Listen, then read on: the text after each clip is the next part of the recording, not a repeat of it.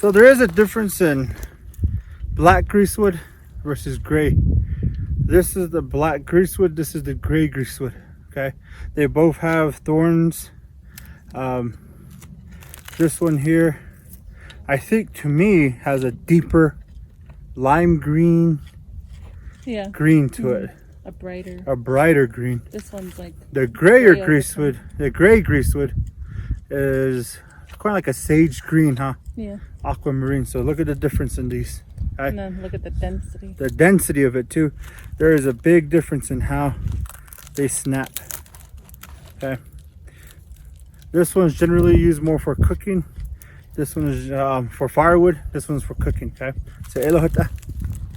Once you find a grove of greasewood, you want to have the exact specifications of the stirring sticks that you want. So I selected 2 feet as my stirring sticks, and I'm taking off the thorns that covered the greasewood. So you want to have a good pair of gloves to protect your hands.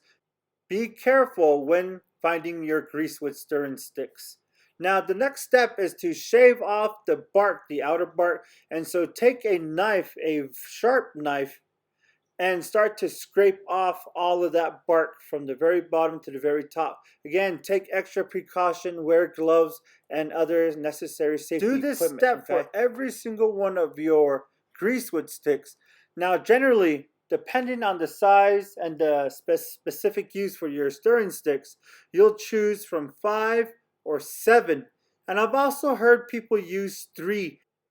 Because this set that we're currently making will be used specifically in the kitchen as our everyday stirring stick set, we've chose to go with 5. The second set that you also see over there, we've chose to use 7 for that set. The next step of this process is tying your stirring sticks together so that they don't warp during the drying process. You'll need to dry the greasewood for 2 weeks minimally. Now, some people have used them while they're still fresh and green, which is fine. But at least here, I'm showing you to dry them for at least 2 weeks. Now, this took quite a while because we're using 550 paracord. I like to use 550 paracord because it has a tighter braid to it. It squeezes that the greasewood sticks, and so when they start to dry, they start to twist, they start to warp and start to bend. Now, I have used tie-down straps. It's not as great, but it still does get the job done, okay? And so here are our 2 sets. I'm just counting the sets separately. One is longer than the other. Now that they're properly dried, you can shape the bottom and the top, and you can start to file and sand them down to a smooth surface. And so that's what I'm doing here with the rasp. You still do get some warping, but if it wasn't for the wrapping, the warping would be really exaggerated. And so I'm taking my clippers and just cutting them to size. They don't have to be perfectly cut. I like to have a little bit of unevenness. And so here is that first set.